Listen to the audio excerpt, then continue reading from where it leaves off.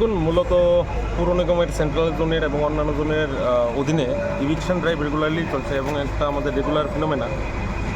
তবুও আমরা বারবার মাইকিংয়ের মাধ্যমে সবাইকে অবগত করিয়েছিলাম যারা অথরাইজড ভেন্ডার আছে যে সকাল 11টা সময় ওদের আসতে হবে এবং রাত্র 11টার পরে সরিয়ে নিতে হবে।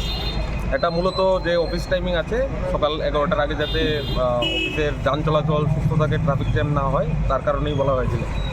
কিন্তু এটা দেখা গেছে যে ওনাদেরকে বারবার বলা সত্ত্বেও, মাইকিং করা সত্ত্বেও ওনারা ওঠাচ্ছেন না এবং অনেক জায়গায় ওনারা পার্মানেন্ট স্ট্রাকচার বানিয়ে রেখেছে। তারই বিরুদ্ধে আজকে এই আমাদের রেগুলার এন্টি এনক্রোচমেন্ট রিমুভাল অভিযান। এই অভিযানটা কোন জায়গা থেকে কোন জায়গা?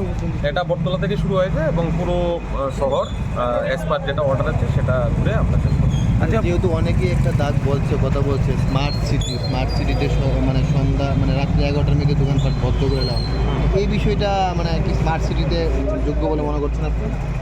দেখুন, রুল তো সবার জন্য অ্যাপ্লিকেবল এবং এটা শুধু ত্রিপুরার জন্য, অন্য যে কোনো জায়গাতেও সেটা অ্যাপ্লিকেবল।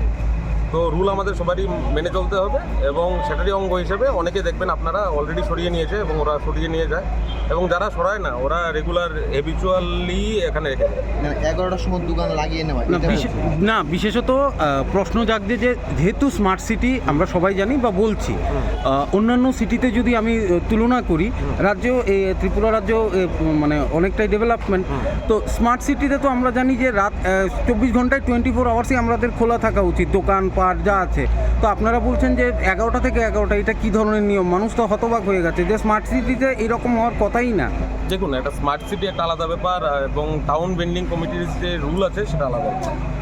অলরেডি এটা আজকের না, এটা অলরেডি প্রেস কনফারেন্স করা হয়েছে এবং আপনারাও কভার করেছেন, সেখানে দেখেছেন যে রুলটা কী আছে, সেই রুলই আমরা পালন